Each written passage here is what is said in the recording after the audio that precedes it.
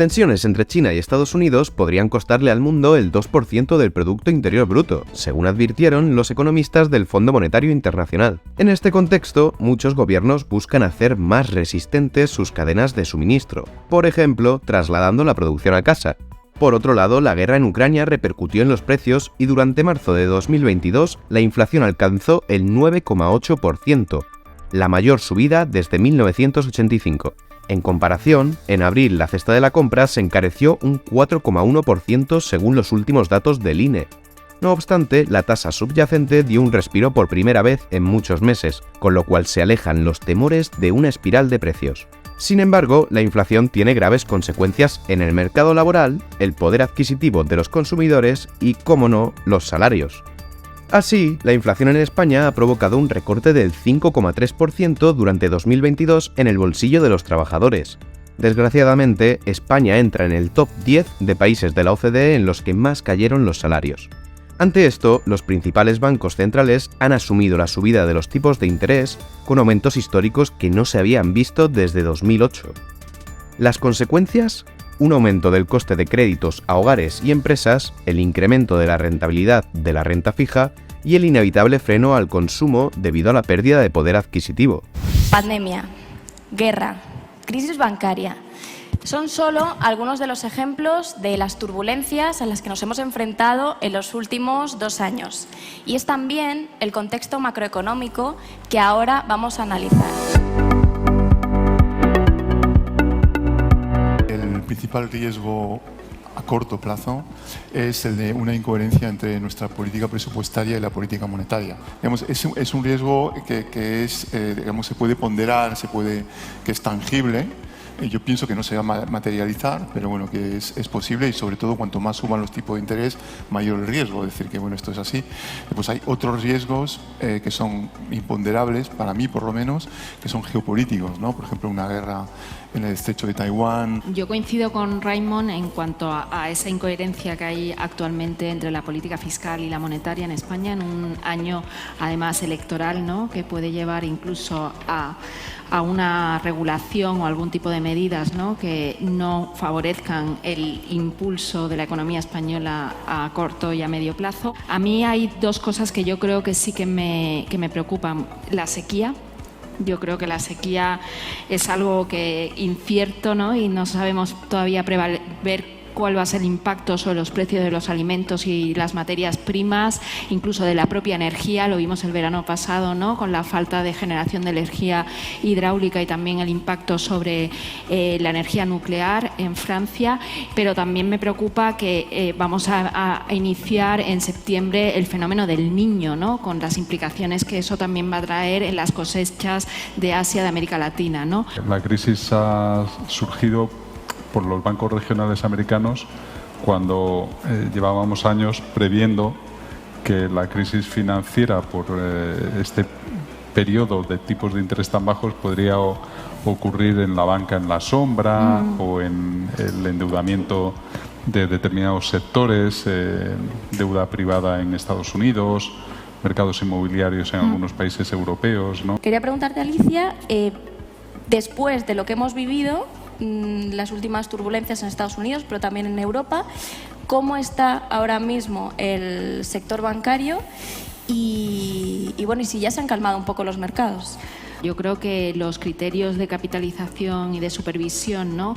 de la banca europea han sido muy consistentes, ¿no? Con cumplimiento, y la banca europea no tiene nada que ver con ese segmento de bancos regionales donde se están concentrando actualmente esas turbulencias bancarias, donde vemos que todavía no se han disipado porque sigue habiendo entidades regionales en Estados Unidos donde saltan las alarmas, ¿no? Seguro que muchos de estos inversores, me da igual que sean bancos regionales o que sean empresas o que sean fondos de inversión inmobiliaria en países nórdicos, etcétera, pues no pensaban que los tipos de interés en Estados Unidos iban a estar en el 5,25 o que en la eurozona podrían llegar al 4,5, por ejemplo, ¿no? Tenemos un nivel de deuda mucho más elevado que el que teníamos antes de la pandemia, un déficit estructural también mayor que nos obliga ahora que volvemos otra vez a retomar las reglas fiscales, a hacer un plan de ajuste, una hoja de ruta para volver a la estabilidad presupuestaria en un entorno de tipos de interés más elevados. Muy importante de la inversión pública y de inversiones, digamos, de futuro. Y bueno, pues esto plantea una cuestión de potencial de crecimiento, ¿no? Además, yo creo que esto no es cualquier periodo, estamos en un contexto, yo diría, casi histórico, ¿no? Donde hacemos frente a una transición tecnológica muy importante, donde vamos a necesitar todo tipo de inversiones y una previsibilidad presupuestaria. Y también una transición, yo diría, en la globalización, ¿no? Con tensiones geopolíticas muy importantes, etcétera, y una transición monetaria también hacia tipos de interés más altos. Y todo eso va a exigir por parte de la política presupuestaria una acción inteligente, ¿no? Estamos sumergidos en, si me lo permitís, en un entorno de 5 Ds, que son la desglobalización, la desconfiguración del orden mundial, como lo entendíamos, la digitalización, la descarbonización y el reto demográfico. Hace meses, la vicepresidenta y ministra de Economía, Nadia Calviño, recuerdo que al albur de los anuncios del FMI de que venían tiempos difíciles, de que podía haber riesgo de recesión al menos en un tercio de la economía, que esa alerta continúa ahí, pero en España también llegaron a hacerse anuncios sobre que venían tiempos difíciles. Pero bueno, la economía sigue creciendo y vemos cada vez más anuncios con revisión de previsiones económicas y mejora en España. El empleo, los datos que vemos siguen siendo de aumento, de crecimiento de empleo. ¿Lo peor ya ha pasado o lo peor va a pasar? También creo que el acuerdo salarial al que se ha llegado, el acuerdo marco de negociación colectiva, es muy favorable porque da certidumbre, además con unas tasas de crecimiento de los salarios que es compatible, es consistente con esa desaceleración de los precios y por lo tanto convergencia de la inflación a lo que es el objetivo de los bancos centrales, ¿no? Y quita bastante presión, ¿no? a los agentes sociales en este pacto de rentas al cual que nos hubiera gustado, ¿no? Que esto se hubiera producido en el 2022, pero más vale que se produzca ahora, ¿no?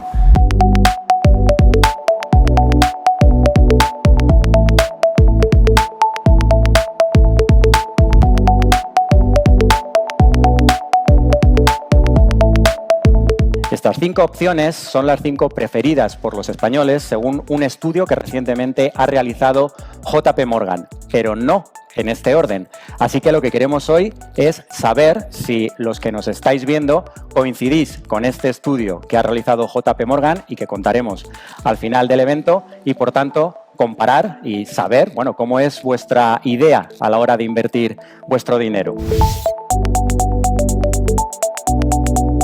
En octubre de 2022, en nuestro primer encuentro sobre finanzas personales, estábamos en un entorno complicado porque ya la inflación estaba impactando en el bolsillo de todos, ¿no? Tú en ese momento nos dijiste, la inflación es el peor enemigo para un ahorrador. Y además nos diste un dato, que era, tenemos más de 1 billón de euros en depósitos remunerados prácticamente al 0%, y eso supone que si no invertimos ese dinero, si no intentamos sacar una rentabilidad, probablemente perdamos poder adquisitivo. Han pasado 7 meses y tú me decías antes de empezar esta mesa, pero si parece muchísimo más, pues han sido solo 7 meses y me gustaría empezar este bloque preguntándote si hemos cambiado en algo, hemos cambiado, estamos invirtiendo, estamos moviéndonos. Al fin y al cabo se sigue remunerando poco, ¿no? Todo ese billón de euros, que es un pelín menos, eso también ha cambiado, ha bajado un poco el nivel de depósitos y cuentas corrientes que hay en nuestro país, pero en realidad si nos dan cercano al 0% y la inflación es del 5 o el 6%, la inflación sigue siendo el mayor riesgo que tiene un ahorrador. ¿En qué situación crees que está ahora mismo la confianza de los inversores, no?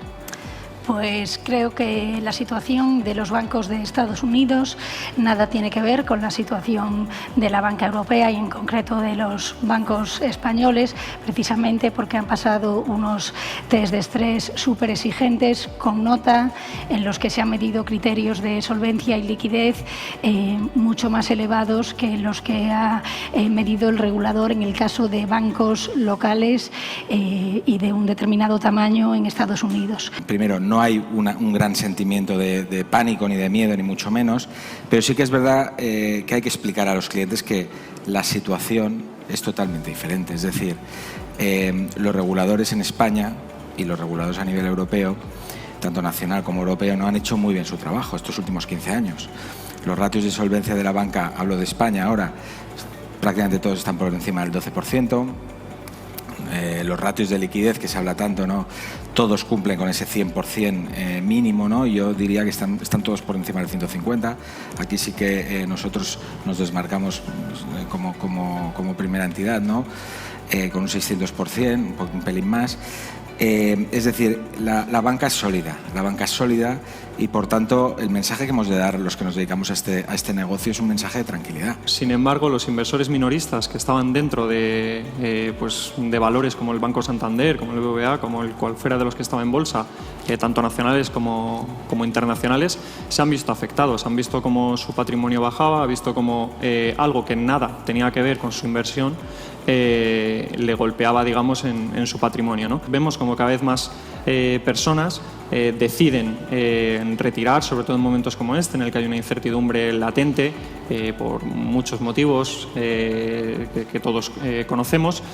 Entonces deciden retirar sus aportaciones, sus inversiones que tienen en productos más tradicionales para llevarlos al alternativo.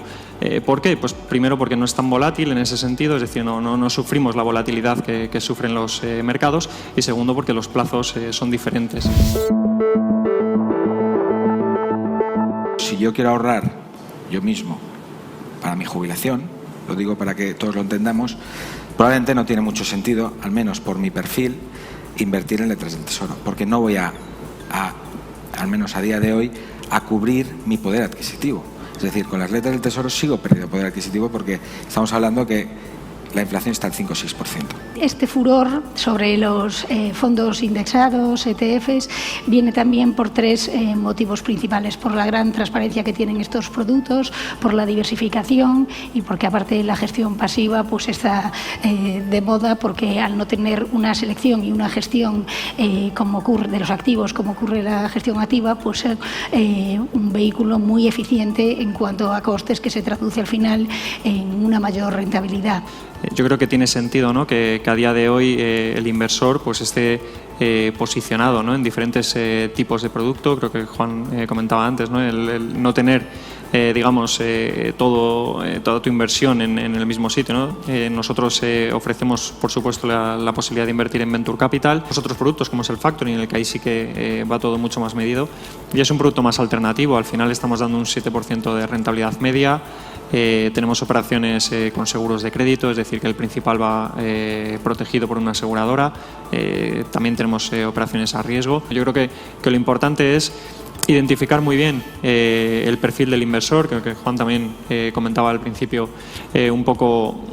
Aquí podemos hablar, no podemos decir, pues este producto creo que puede ser el mejor, puede ser el peor, pero ¿para quién, no? Es decir, a lo mejor para mí ahora mismo un producto X es el mejor y dentro de 10 años es otro, porque mi situación ha cambiado, ¿no? Entonces es muy importante ver qué necesidades tiene ese inversor, es muy importante ver también qué horizonte temporal tiene ese inversor, es decir, para qué está haciendo esta inversión y cuándo cuenta con ese retorno, ¿no? Y bueno, nosotros al final nuestra filosofía siempre es la misma, ¿no? Al final hacemos una inversión colectiva en todas las operaciones en las que entramos, por supuesto en el inmobiliario, y lo que permitimos con esto es que el inversor, pues en vez de tener que adquirir con su patrimonio pues un inmueble para ponerlo en rentabilidad, lo que hace es participa con pequeños tickets bien en una promoción, en un inmueble. Ahora estamos haciendo mucho lo que es compra anticipada, y las rentabilidades pues son del entorno entre el 10 y el 12% anualizadas, ¿no? Con garantías hipotecarias, ¿no? Bueno, pues en momentos de incertidumbre la modalidad de hipoteca más elegida por los clientes es sin duda la hipoteca mixta, que garantiza una estabilidad, un tipo fijo durante durante un plazo de tiempo determinado y después se convierte en una hipoteca variable adaptada al mercado. Pero a mí me gusta decir que no hay una modalidad que sea la mejor para todos los clientes, porque depende del momento vital del cliente y depende también de las circunstancias personales. Obviamente diversificación a nivel mundial, es decir, no intentar comprar una acción, una acción que me ha dicho mi amigo que va a subir muchísimo en los próximos meses, no intentar adivinar lo que va a hacer el mercado porque nadie lo sabe. Es decir, diversificar a nivel mundial. 2, entrar poco a poco. Poco a poco, ¿por qué? Porque entrando poco a poco lo que conseguimos es minimizar la volatilidad.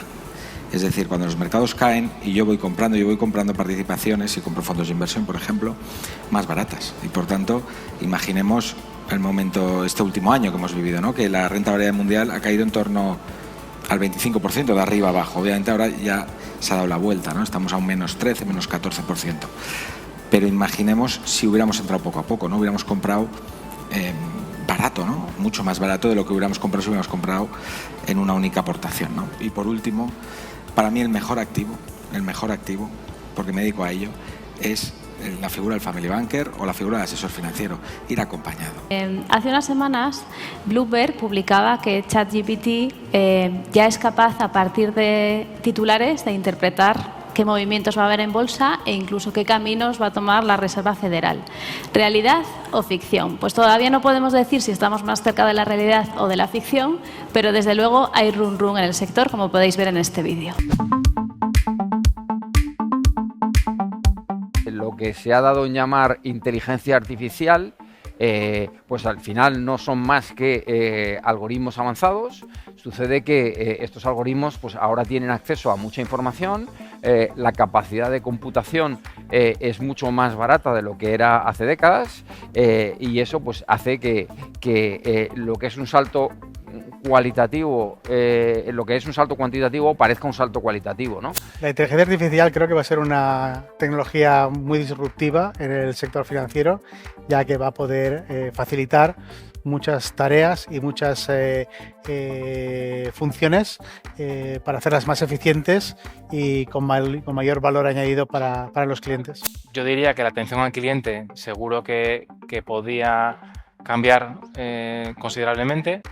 Segundo punto súper claro, yo diría que es todo el mundo del asesoramiento y también la velocidad, ¿no? La velocidad con la que vamos a ser capaces de tomar decisiones o de solicitar pues, ciertos informes, ciertos reportes que nos ayuden a tomar decisiones, por ejemplo, a nivel de inversión, pues creo que la velocidad va a ser mucho mayor, ¿no? Vamos a ser capaces de hacerlo sin necesidad de coordinar una call, porque lo vamos a poder preguntar online con una respuesta, con una buena, digamos, una buena respuesta en segundos. Sobre todos los datos que tienen las entidades financieras y ponerlos al servicio tanto de la propia entidad como del cliente va a llevar a, sin duda, a democratizar el que todos los clientes tengan un asesoramiento realmente personalizado y, en última instancia, que las entidades financieras generen más negocio. Va a permitir tratar, como sabéis, datos en cuestión de segundos, pero sobre todo espero que ayude a tomar mejores decisiones más fundadas y ser capaces de ser más predictivos. Nos va a permitir utilizar toda la capacidad computacional de la nube y de este tipo de tecnologías en eficientar todos los procesos y en hacer más óptima la relación entre el cliente y la entidad financiera. Abrazamos con gran ilusión y con gran optimismo a la inteligencia artificial y más concretamente a la IA generativa por todas las oportunidades que nos ofrece, pero consideramos que hay que afrontarla desde un punto de vista de la innovación para minimizar las incertidumbres que generan estas nuevas tecnologías, que nos permita anticipar cuáles son los casos de uso más importantes o los más interesantes y qué valor nos aporta, qué esfuerzo nos exige y cuáles son los riesgos que implica adoptar esa nueva tecnología. No hay que subestimar el potencial futuro de esta herramienta, por lo tanto hay que tener en cuenta estos ensayos y experimentos, pero a día de hoy, en el momento actual, creo que una decisión de un calado como una decisión de inversión sigue siendo muy importante. El factor humano sigue aportando valor, el factor humano, y nunca me decantaría exclusivamente por la consulta a un chat. Pues en este caso, las opciones más conservadoras, como son los depósitos o las libretas de ahorro y el plan de pensiones, pues fueron las preferidas por los españoles en esta encuesta, como digo, que hizo JP Morgan, quedando en último lugar la opción de bienes inmuebles, inmobiliaria, lo cual, como se ha dicho hoy aquí, no deja de ser algo sorprendente, puesto que tradicional y culturalmente aquí en España siempre ha sido una de las opciones preferidas por los españoles. Como se explicaba en el artículo en el que salía esta encuesta, y también ha sido un poco mi conclusión, ¿no? Entendemos que la incertidumbre que hay actualmente, así como el alto precio de la vivienda y los altos tipos de interés, pues hicieron que en esta encuesta se decantaran por opciones de menor riesgo. También tenemos que decir que aquí no había la pequeña ventaja que contábamos, en la que nosotros ya partíamos con 200.000 euros que nos habían caído del cielo. Dicho esto, ¿qué es lo que ha ocurrido en la encuesta pregunta que hemos hecho hoy? Pues bien, le hemos dado completamente la vuelta a lo que ocurrió en la encuesta de JP Morgan, puesto que la opción preferida por todos los que habéis votado ha sido bienes inmuebles, seguido muy de cerca de los fondos de inversión y con las dos opciones más conservadoras muy lejanas en el último lugar. España aún tiene una asignatura pendiente en cuanto a educación financiera se refiere. Aunque los españoles no suspenden en conocimiento básico sobre conceptos económicos y finanzas personales, la media se sitúa por debajo de Europa. Según la última encuesta de competencias financieras, un 33% de la población en España posee conocimientos medios, mientras que un 36% alcanza un nivel alto, aunque con una diferencia clara en las personas mayores de 65 años, pues son el grupo de edad que más dudas tiene en asuntos financieros. Sea como sea, la educación financiera es una cuestión intergeneracional. En algún momento todas las personas tienen que gestionar un capital y para ello es fundamental entender bien determinados conceptos. Esto ha provocado que en las redes sociales hayan aparecido los creadores de contenido que educan sobre finanzas personales, inversión y conceptos generales de economía. Son los conocidos como fininfluencers. El objetivo de estos creadores es el de cubrir una necesidad de información por parte de la sociedad, con formatos que suelen ser entretenidos, ligeros y muy directos. Al igual que ocurre con temas delicados en las plataformas sociales, como la dieta o la actividad física, también aparecen cuentas poco rigurosas. Por ello, hay que ser muy precavidos a la hora de buscar fuentes de información. Como ya he mencionado, hemos hecho un repaso por el ciclo económico y hemos tomado muchos apuntes, así que hay que aterrizar. Y antes quería aprovechar para preguntaros a todos que hicieseis una valoración del nivel de educación financiera en España. No estamos bien en educación financiera, pero tampoco estamos mal. Quiero decir que en España somos un país que fundamentalmente se invierte en ladrillo, que es en lo que invierte la gente, pero estamos en una situación en la que tenemos a nuestro alcance muchísimos más medios, muchísimas más posibilidades de las que teníamos o de las que tenían nuestros padres y nuestros abuelos. A día de hoy, toda la información que tenemos a nuestro alcance en los medios, en Internet, las posibilidades que nos dan nuestros intermediarios financieros, nuestros bancos a la hora de poder invertir, las herramientas que tienen, es algo que nosotros no teníamos. Lo que falta quizás a día de hoy es conciencia de la necesidad de ahorrar dinero. Muchos de los estudios, ¿no?, muestran que efectivamente España está dentro, pues, por debajo de la media de los países europeos, especialmente los nórdicos, en donde, pues, por ejemplo, ¿no?, ya son un poco más responsables de poder, pues, gestionar mejor su dinero. Creo que tenemos una cultura financiera, una educación financiera mucho más evolucionada que la que teníamos en el 2008, y la crisis del 2007 probablemente marca un antes y un después en lo que es la educación financiera de este país, desde una doble perspectiva, en mi opinión. Uno es la cultura financiera, la educación, la formación, el conocimiento financiero que tienen las personas que pueden ahorrar o endeudarse, y otra es la cultura financiera, la educación financiera que tienen los profesionales que están al frente de las entidades o de manera independiente para asesorar a sus clientes. El año pasado, Enrique, a finales del año pasado, mencionabas que cerca del 40% de la población no ahorraba, y ahora mismo evidentemente has hablado de ahorro, como puede ser de otra manera hablando de finanzas personales, y quería preguntarte ¿cómo creías que deberían las familias inculcar esto en las etapas más tempranas, en los niños o los adolescentes? Mi abuela era una persona de pueblo con una formación muy básica, apenas leer y escribir, y era una persona que ahorraba mucho y que no se compraba algo si no tenía el dinero para comprarlo, y apuntaba las cosas, en qué se gastaba el dinero, en qué no se lo gastaba, y eso es quizás lo que falta ahora, el que la gente Bueno, pues gasta directamente y de repente llegan y a final de mes no les queda nada. Decía un presidente de la CNMV hace algunos años que los chavales sabían perfectamente las propiedades de la calcopirita, pero no sabían, o las lunas de Júpiter, pero no sabían lo que era un bono o una cuenta corriente, ¿no? Yo creo que ese tipo de cosas son informaciones que son útiles para el resto de su vida, porque al final sean camareros, ingenieros o médicos, van a tener su dinero en el banco y lo van a necesitar de alguna manera, o tendrán que tomar decisiones de inversión, de comprarse una casa, o de comprarse un coche o de ahorrar, ¿no?